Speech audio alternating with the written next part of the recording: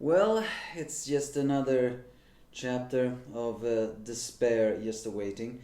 Look, if you're going to kill off a character, kill off Kid, not Law. Even though I don't like the fact that the Law can never admit that he should be Luffy's friend, especially after being hanging with him for, well, over a year or something like that. But why must Blackbeard target Law of all people? Target Kid. I don't even care if Kid dies. But Law, that's a whole different story. Maybe that's why Uda decided to target Law instead. Yeah, it's me, the Angry Knife fan, and this is chapter 1063 of the One Piece. My only family, huh? First off, the cover page details Cracker has been frozen, with Brule crying, revealing that Pudding has been kidnapped. So Blackbeard actually wanted Pudding all along. Does he know that she is a Free-Eyed tribe member then? Well, I have to presume he does. But she still can't read them, so why would it actually serve any purpose? Was attacking Chocolate Town only to get Pudding, the real thing that Blackbeard wanted? Well, I don't really know what, but I guess that's just more intention for the Straw Hats to get to the rescue. Now, either way, the chapter is over and the gluttons have eaten, including Bonnie, who has a belly button now as well, and Atlas mentioning that they're all looking stuffed, although Yinbei is saying this is how it always looks like. So now Atlas has to go back to her job, which is violence. We also meet a new robot, or, well, I guess that is a robot. Toaster or something. Recycle Coily. I don't really know. Either way, it seems that Atlas' job for violence is to punch the holograms. And surprisingly, in this moment, actually everybody begins to notice strange creatures or humans or whatever they are. Also someone who has the same kind of size as those automata beings from the moon. Not the conditions.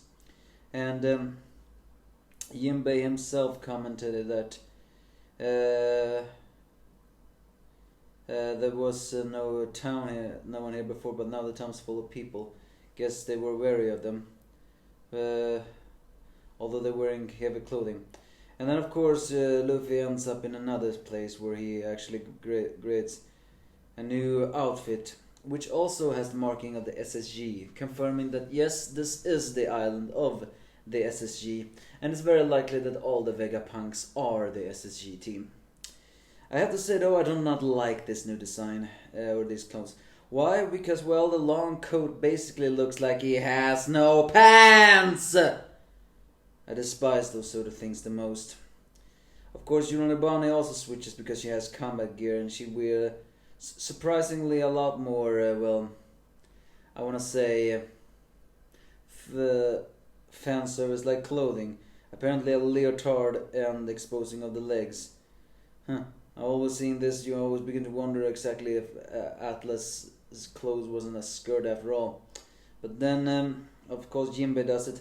The only one who doesn't enter that is Jinbei, who is now wearing tropical clothing. Bonnie prepares to leave the group because she's after weapons and, of course, to, well, attack Vegapunk. I still believe Vegapunk's reason for turning Kuma into a pacifista is not so black and white as we think it is. But Luffy detects someone appearing, and what is that if not a pacifista Kuma, who actually has the marking of police. So it seems that Egghead Island has a police force, and it's a police Kuma, who apparently reveals that he is attacking them because they ate without payment or theft of clothing. Apparently saying that nothing is free in this island. And, well, I guess that makes sense given that the Vegapunks, all the Vegapunks so far, are very adamant about complaining that they don't have enough funds. So they prepare to fight back, but Bonnie kicks Luffy away. It's not known if she's using Haki in this situation, but given the fact that she seems to knock him aside, I guess that makes sense. So the reason why she doesn't want Luffy to attack the police Kuma is because that pacifista looks exactly like her father.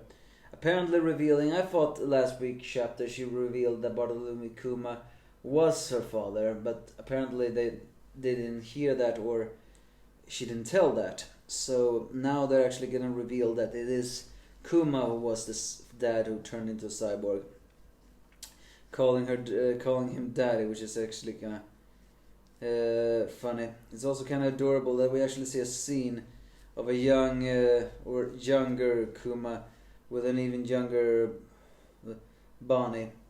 Of course, it's very funny though that it is Luffy of all people who is actually saying that is a pacifista. But I guess it does make sense on why Bonnie cried during the war. She may not exactly have cried per se for the white bear situation. Maybe she cried more for the fact that she saw the pacifistas. She knew what happened to her father. And that guy's fault may actually have been Vegapunk that she was talking about. And not forgiving you people may very well be the government, because you cannot forgive the government for turning her father into a weapon. That brief flashback of a Bartolome Kuma holding a younger Bonnie, apparently seeing that he is wearing a robe and a hood, and also seems to be wearing glasses, but smiles a lot. The explosion that the pacifista prepares to fire to Bonnie as Luffy runs to her is actually so massive it even creates a big explosion. I have to say, these pacifista lasers are very dangerous. And now we get to the real side of the things that I really hate. And that we see Law's side of the things, such as we see in the New World, where the polar tank is being under attack, and Law has somehow been turned into a lady, but everyone else turns into two. But Law manages to, cure the disease by focusing his haki and actually creating white haki, almost the same thing that Sanji did when he activated the Ifrit Jambe. And who is attacking? Well, none other than the Blackbeard pirates, as I said in the beginning. And we get the reveal of almost all the devil fruits of the standard Blackbeard pirates. I mean standard, this is Van Ogre, Doc Q, Jesus Burgess, Stronger, and Blackbeard is attacking. So it's the old crew. Every one of the old crew attacking. Doc Q fittingly has the power of the Siksik fruit, apparently able to create a disease into people, which is what this was, the feminizational disease. But he mentions that every disease has a cure, which means that that he actually broke the disease through his willpower, and once it's broken, his antibodies will spread just as the disease did. Maybe implying, although not confirming, that if one breaks through the disease, the antibodies will spread to the other people as well. But this female feminization disease is pretty much a gag mob. Yes, for another gender bender situation for Uda. But it's very likely that the Siksik fruit can create very many different diseases. Imagine a disease that will make you physically weak, or a disease that makes you, not use haki. I think this Siksik fruit is a very versatile, and it makes sense for Doc Q, a guy who is constantly sick, to have that. I actually believe he had some kind of devil fruit related to sickness, and maybe the fruit itself is the reason why he is always sick. Although he did say he was weak since birth, so maybe not.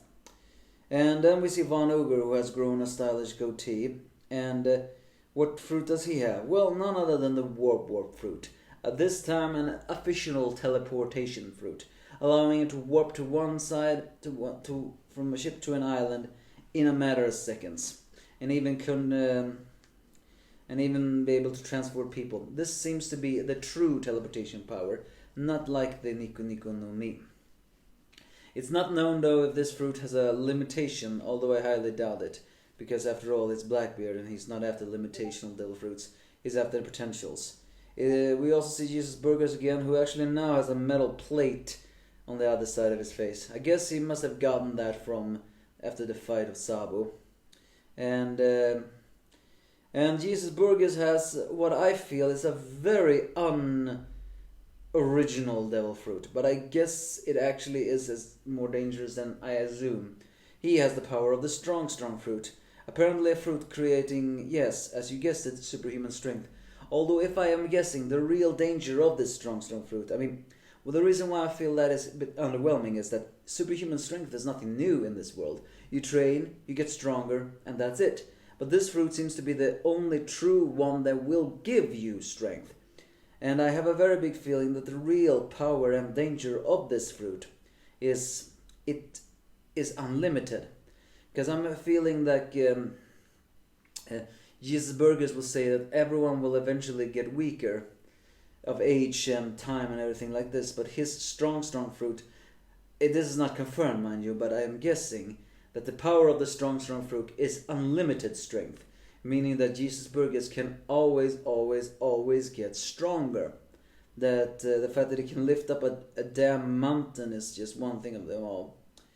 And even Law feels like this is a very powerful devil fruit.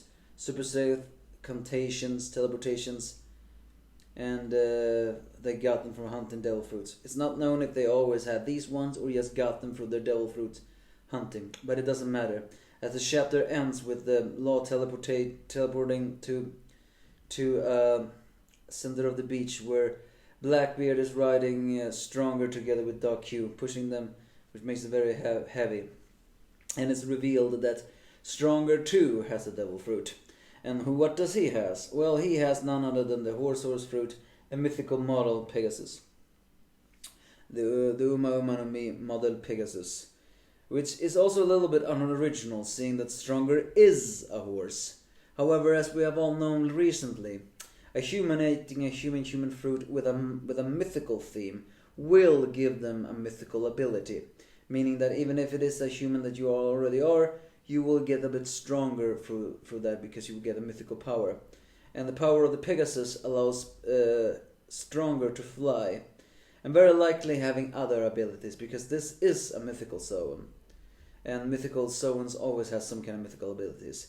Either way, Blackbeard is writing there, saying that he was expecting to run into any of the three friends. And like the dirty coward he is, yes, he is here for an underhanded method to, now that they have felled Kaido and Big Mom. It's a world that he enjoys, but he is here because he wants to have the road poneglyphs. So Law accepts the challenge. Winner takes all. Will Law win? No, he will not. And I'm not saying that because Law is weak, and I'm not saying that because Blackbeard is stronger. I'm saying he will lose because, well, he will just. It's shown in logic. There will always be some kind of despair in the things, and the fact that it had to be Law who faced that despair is just so unbearable. He cannot be allowed to die here. I needed Law to find out the checkered fate of the D's. Why couldn't it have been Kid instead? Because if it was Kid, I wouldn't have minded if he died. But no, it is Law. He's put into a corner. The Blackbeard Pirates are here. They're gonna steal his rope poneglyphs and very likely also his devil fruit. Even though his devil fruit only works if they have surgical skills. Doc Q has some surgical skills, but he also already has a devil fruit. Although it is not yet confirmed if Blackbeard actually has a way to give devil fruits to his crewmates. So, because there still is no actually confirmation, so to speak, if there is a way for the Blackbeard Pirates to have multiple fruits. Mind you, Jesus Burgess was after the Mera no Mi. So what I'm asking is, did he not have the power of the strong fruit before them? Or did he, but he was still hunting that power? If he did, then that implies that there is a way for the Blackbeard Pirates to have multiple devil fruits. But again, this is currently just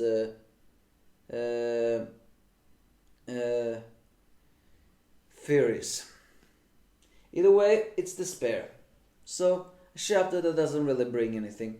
I didn't care about that. All I cared about was seeing the Vegapunks. That's all I want to see right now. But I guess we can't have that. So give me a false if you have it.